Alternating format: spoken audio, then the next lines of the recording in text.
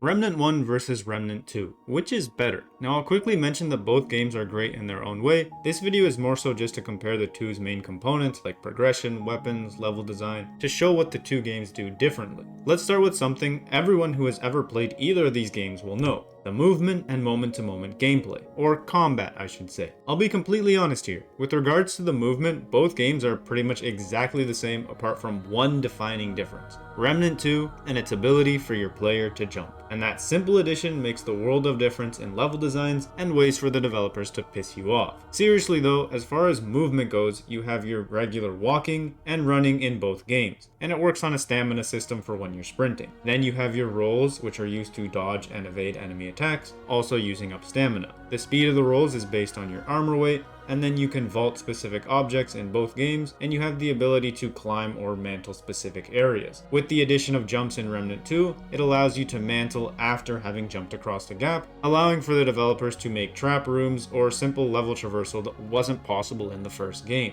For the most part, you're not going to be jumping too much, but the inclusion of this mechanic allows for more verticality to be used within the level design. As far as combat and weapon or gun systems work, it's basically exactly the same. The weapons in Remnant 2 are very different and a whole lot more unique. It's no contest that the second game has more interesting and fun weapons to use. That's not to say that the first game doesn't have any at all, it's just that the second game has more. A bit more detail on the main gun systems, and you have your long gun, a handgun, and a melee weapon. You can switch between the two firing weapons very easily, and your melee weapon is used whenever you don't scope in and press the shoot button. It's a bit odd, especially for new players, but once you get adjusted to it, it works pretty well in practice. All ranged weapons have mod slots, where boss weapons have mods that are attached to them that cannot be changed, and they are often a key component working directly into that weapon's playstyle. Then all regular weapons have an empty mod slot where you can put whatever mod you want and swap it out freely. Melee weapons don't have mod slots, but sometimes boss weapons will have a built-in mod. The only difference here is that Remnant 2 has mutators that you can attach to your weapons. Now, mutators range from being completely useless to game-changing, even game-breaking. Mutators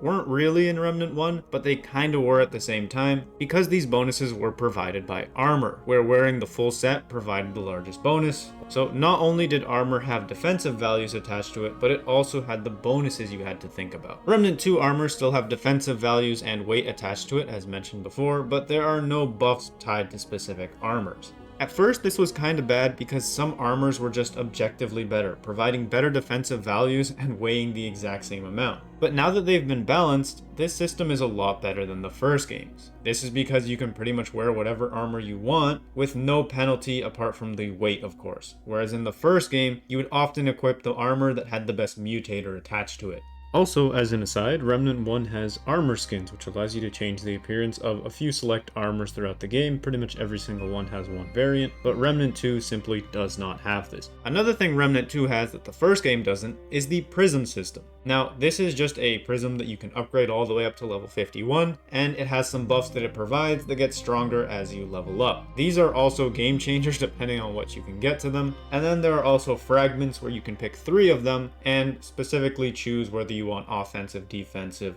or a more neutral type of buff. Back to buffs that both games have, and that's traits. Traits work very similarly, where you unlock a trait through gameplay, then you can upgrade that trait to improve its bonus. Remnant 1 has the max level for a single trait being 20, and in Remnant 2, it's set to 10, but it's basically the same since they increase accordingly. The big difference is that in Remnant from the Ashes, you could level up indefinitely, allowing you to hit trait level 500, 600, or higher. Infinitely leveling is common in Souls-like games, and it gives something for people to chase after. Now, Remnant 2 has a max trait level of 85, which is pretty low, though it's equivalent to like 170 in the first game. This means that you can only commit a certain amount of trait points. Now, you can spread these out as much as you please, but oftentimes it's best to focus on the traits related to your build, making the majority of the other ones useless 99% of the time, especially since rerolling traits has a price attached to it, but more on that in a little bit. What does Remnant 2 do to mitigate the trait deficit, since theoretically you can become much stronger in Remnant 1? Well, the first thing it does is give more ring slot, 4 opposed to the first game's 2. Combine that with Dragon Hearts that also have different bonuses that they can provide, and to be honest, this still isn't enough to make up the trait deficit,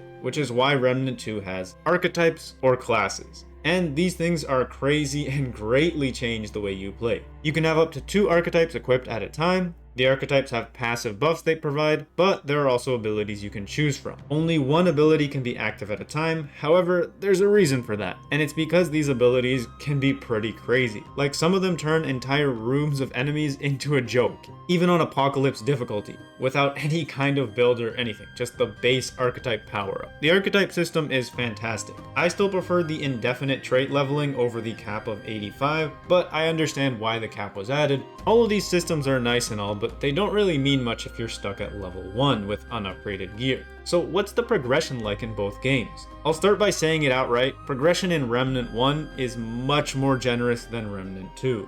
Remnant 2 is significantly more tedious for 2 reasons. 1. Things are more expensive to upgrade in Remnant 2. Combine that with just having more systems to worry about, like mutators, prism fragments, and of course your weapons, so it's going to take longer to upgrade a starting out character to max. The second thing is endgame material farming is a lot more passive in Remnant 1 than it is in Remnant 2. This goes back into the trait leveling and the nature of material farming and leveling up in general. Once you hit a certain level in Remnant 1, you can upgrade traits that increase stamina, movement speed, increase your damage, decrease damage taken, increase the total scrap you collect, and so on. Now, why mention damage traits when I'm talking about scrap and material farming? Well, it's because you're always fighting enemies. In Remnant 1, you don't have to decide between combat or resource gathering. You can simply do both without even thinking about it. In Remnant 2, you either have to constantly swap between rings and necklaces to get the same bonus, or stick with one and lose out on either combat or farming potential.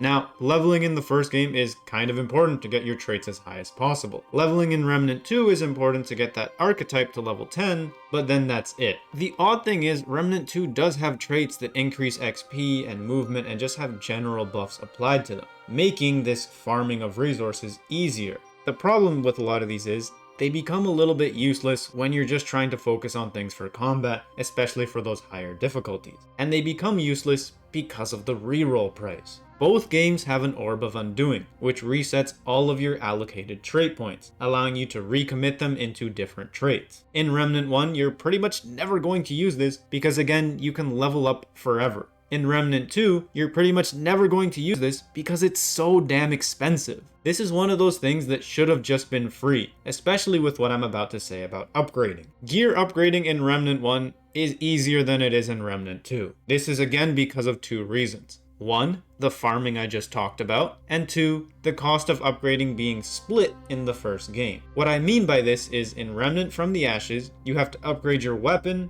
but you also have to upgrade your armor. In Remnant 2, armor doesn't need to be upgraded, which would make you think Remnant 2 is easier to upgrade, right? Well, the cost of armor upgrades were just added on to the weapons in order to balance it out, which creates a system where in Remnant 1, it's very easy to upgrade and try out all the weapons by putting them to max level, assuming you don't care about upgrading armor immediately. And in Remnant 2, you're pretty much constantly broke, unable to upgrade everything because of how expensive weapons are. Just for reference, after about 150 hours in Remnant 1, I was able to upgrade all my weapons and armor to max, or 1 off of max since I don't have enough simulacrum. In Remnant 2, after 150 hours, I wasn't even able to upgrade half of my weapons to max. This is just trying to upgrade things the same way an average player would, not really min-maxing in either game for material farming. Additionally, during this time, I was able to unlock about 90% of all items in Remnant 1, but only around 70% of all the items in Remnant 2. This is for a couple of reasons. The first being Remnant 2 has way more items, like a lot more. Here's a complete chart for all of the items in Remnant 1, and you can see I have most of it filled out with a few things from the newer DLCs that I didn't play grayed out. Now, here's a completion chart for Remnant 2. And you can see there's like 3 times the amount of stuff to unlock. Remnant 2 is simply a much larger game. That's another reason why you feel like you're never able to upgrade everything in Remnant 2, because there's just more. That said, Remnant from the Ashes just has better progression overall, especially when you're considering how to unlock all of this gear. In Remnant 1, drops were annoying to farm, but once you got that tile set to spawn in, you were set. It could take multiple hours to get one of those 1% things to finally drop, but again, if it happened, it happened. Remnant 2 has way more secrets than the first game and greatly improves the loot chase experience, but unfortunately, it also adds remarkably dumb things that are much worse than in the first game. Like a stealth event, where if you get detected, it locks one of the rewards from that event permanently on that save, meaning you cannot get it even if you die and retry. In order to get that drop again, you have to re-roll the world and hope you get that tile set to spawn in again. Oh, and of course, if you get detected, you have to re-roll again. This wouldn't be that bad if the way the enemies detected you wasn't completely BS. A lot of the times they'll detect you straight through walls and objects. So it just feels really cheap, and save scumming is pretty much the only option to get that drop. There are other things as well, like where you need a 2% drop on Yeisha, and then you also need a 5% chance on Losom, both in a single campaign, or you're just out of luck. Or, even worse, there are multiple step quests where if you die a single time throughout the entirety of that long quest, you have to restart again from zero. And all that RNG that you happen to get, well, you're gonna have to redo it. It might seem like I dislike Remnant 2 after I just said that, but it's not true. Remnant 2 does everything the first game does, then it adds more and improves on it greatly. However, these RNG fests that it adds just disrespects a player's time, and they really can't be doing that for the third game. Loot Chase, I'd still give it to Remnant 2, but I also just had to mention it does things much worse than Remnant 1.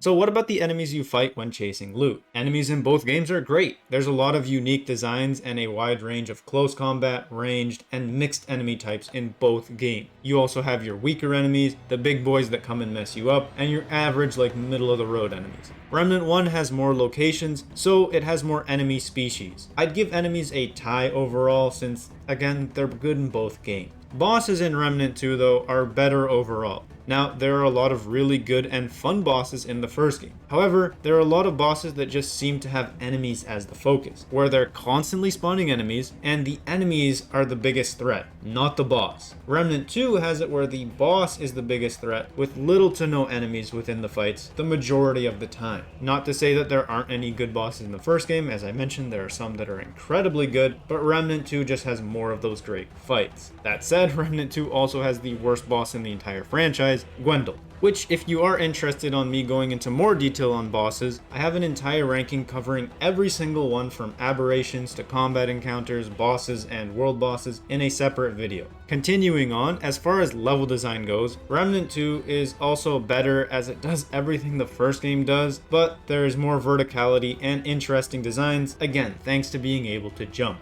The secrets and additional events that can spawn in are also just more, like they're larger and have more content, which really helps play into the world building. Now, world building in both games is great. I think Remnant 2 takes the lead here thanks to being a larger game. It has more NPCs as well. The first game has a handful of them, but none of them really explain much about the world. Like the Undying King is cool, the Pan NPCs on Yeisha give you a decent amount of information, but you're not really sure what's going on. In comparison, when you're doing the lore that Remnant 2 gives, it's a lot more. Let's again take Yeisha for example. It tells you exactly who the rebels are, why there's conflict, and what they're fighting for. It tells you how the Pan arrived to Yeisha. The flute guy is more talkative, and there's also just more NPCs and so on. In the case of beautiful environments and set pieces working together to build up the worlds, the art direction for both games is fantastic. In the first game, Earth and Rom being some post-apocalyptic world is great, Yeisha is breathtaking, Raysum has a lot of cool things, and Corsus works well. Remnant 2, the labyrinth is great, there's a lot of mystery and wonder that was added, Losom is so diverse, Narud has a lot of really cool locations, especially thanks to the Dark Horizon DLC.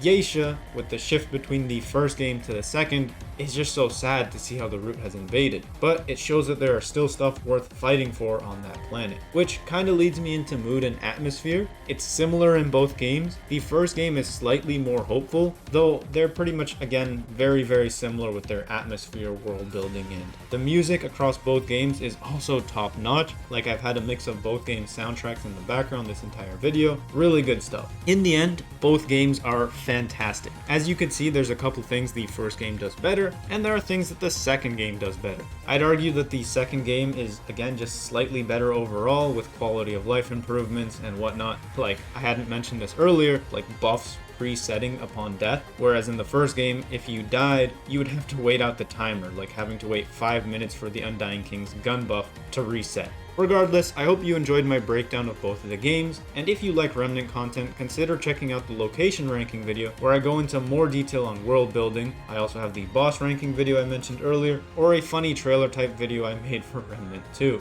Thanks for watching.